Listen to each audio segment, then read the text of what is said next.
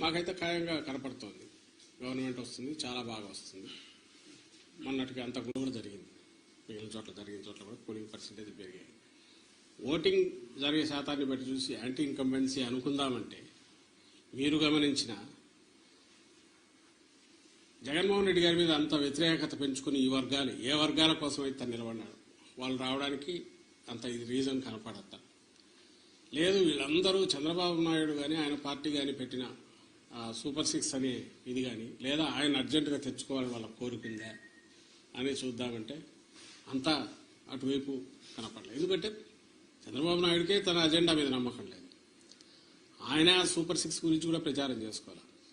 ఆయన ఎంతసేపు ఉన్నా జగన్మోహన్ రెడ్డి గారి మీద వ్యక్తిగతంగా దాడులో లేదా వివేకానంద రెడ్డి హత్యను ఇంకా గొడ్డలు ఎనడము ఇంకోటి కుటుంబం దీన్ని వాళ్ళకి సంబంధించిన కుటుంబ సమస్యలు తీసుకొచ్చి పెట్టడము లేదు లాస్ట్లో ల్యాండ్ టైటిలింగ్ యాక్ట్ అని ఇంకోటి తీసుకొచ్చి ఒక అర్థం లేని ఇది దేన్నైతే వాళ్ళు ఆ రోజు సపోర్ట్ చేశారు దేన్నైతే ఈరోజు ఐ థింక్ నీతి ఆయోగ్ వాళ్ళ దాంట్లో కూడా ఉంది దాన్ని ఒక ఇష్యూ కింద చేసి ఆయన ఇచ్చిన హామీలే గట్టిగా చెప్పుకోలేని వచ్చాడు.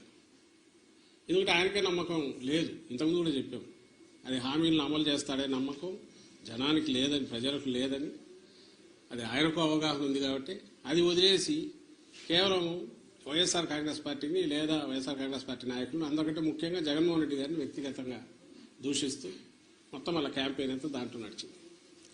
సో ఆ నేపథ్యంలో ప్రజలు ఆయన ఇచ్చిన హామీల మీద నమ్ముకొని వచ్చింటున్నారనడానికి అది కనపడట్లా. ఉంటే ఆయనే చెప్పేవాడు దాని గురించి, వాళ్ళు దాని గురించి మాట్లాడేవాడు.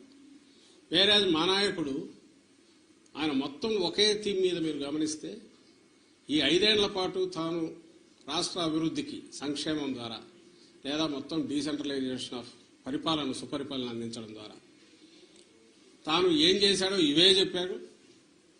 ఇవి కంటిన్యూ కావాలా అనుకుంటే నన్ను దీవించండి అని అడిగాడు. ఈ థీమ్ బలంగా కంటిన్యూస్ జనంలోకి వెళ్తూ వచ్చింది. మేము ఎప్పుడు చెప్తుండేవాళ్ళం కదా 87% లబ్ధిదారులు ఏదో ఒక రూపంలో బెనిఫిట్ పొందిన వాళ్ళందరూ అవును ఇది నిజం అనుకున్నారు. కరెక్టే కదా ఇది కంటిన్యూ అయితే మా బతుకుల్లో ఇంకా మెరుగైన మెలుపు వస్తుంది, మేలు మలుపు వస్తుంది, ఇంకా వెలుగు పెరుగుతుంది, కుటుంబం అభివృద్ధి జరుగుతుంది అని వాళ్ళు నమ్మారు. ఏదైతే హోప్ పెట్టుకున్నామో వాళ్ళు ఓన్ చేసుకున్నారు ఈరోజు. అది కనపడుతుంది. అంటే మా దాంట్లో ఇది క్రిస్టల్ క్లియర్గా ఒక వ్యాలిడ్ రీజన్ కనపడుతుంది. నాకు టీడీపీ వైపు నుంచి ఒక్క రీజన్ చెప్పండి, మేము మీడియానే అడుగుతున్నాం. ఇదిగో ఈ రీజన్ వల్ల వీళ్ళకి వచ్చి ఉండొచ్చు కదా అని అనుకోవడానికి ఒక్కటి చెప్పండి.